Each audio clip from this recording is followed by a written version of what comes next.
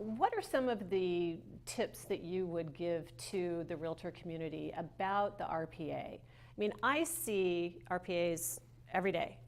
And while it's a 10-page form that says the same thing, the nuance and the variation from realtors is extraordinary. We still see some RPAs that come in asking for termite inspection.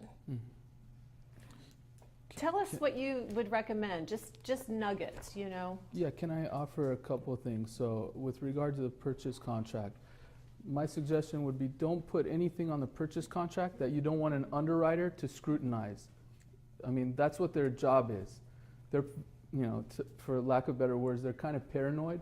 So when you put termite inspection, they think that the house is filled with termites. You know, they are always looking for things that they can and what about like personal property included in the purchase? Same thing. If you say it's going to come with personal property or whatever, then they're going to want to make sure that that personal property was taken, and everything has to be done to the letter of the law, basically. So to make it simplified, just put whatever you think is most important.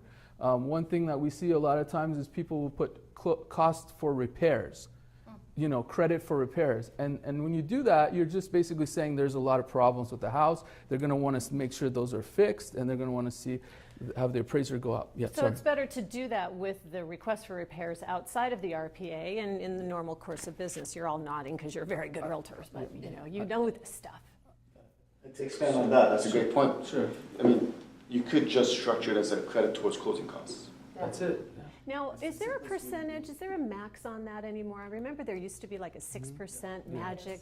Is that still the case? But when it really doesn't become, I've never seen it really in this market because of the prices that we're dealing with. I mean, it never really becomes an issue. Because even at 10% down, we're looking at 3% seller concessions allowed. So, I mean, other markets like Scottsdale, where I started the business, I mean, that was more of an issue. Can you combine recurring costs and non-recurring costs in credits? Yeah, that used to be the case, but I just want to put it out there. You can pretty much have all the closing costs be paid by a seller credit or a lender credit.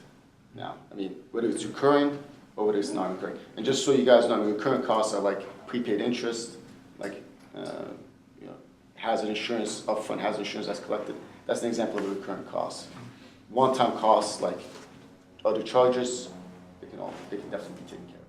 Yeah, it's just easier to say $10,000 to a closing cost. You don't have to say recurring, non-recurring. Yeah, right. Just make it closing costs, and then let's make sure we get the amendment to the lender, sooner than later, so it doesn't delay the process. Because it used to be that we actually had to send it back to the appraiser for them to put it on the appraisal.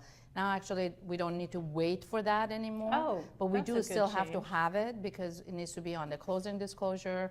And it does change the numbers. So definitely, if you know you're going to have that, let's get it to the lender, have it signed by both buyer and seller, and get it to us as soon as possible. And don't forget to get it to escrow in between all of Yeah. Well, you actually have to get it to us That's right. That's the to key. get it to us. Yeah. It does happen. We're like, what credit? Right, Oh, right. right, Nora? Just now and then. And we really can appreciate that you're in the throes of this negotiation and you're doing your job. You've hammered down on the seller, you're getting money from them, you agree to it, you maybe even let your mortgage loan originator know that that's happened. Just flow that through escrow, because typically, are you not going to want to see an amendment from escrow? Yes, that's what I was wondering. And an addendum to the Sure, contract? sure. Both? Just an amended. Is that the Amendment. case with all of you, typically, just an amendment? Or, could it be an addendum without an amendment? No. Typically, we need the amendment, but the escrow officer, like you mentioned, it's not going to probably make the amendment unless they see the addendum from you guys. Yeah. So that's the key. You guys start that process and then give it to, Yeah, it's We can an have one interesting without the point. other, though. We can You have the can, and that I yeah. think changed a little bit. Do you remember, Nora, that seemed like the lenders, especially the big bank lenders, were like, oh no, we need an addendum changing the RPA, and we need an amendment changing the escrow instruction.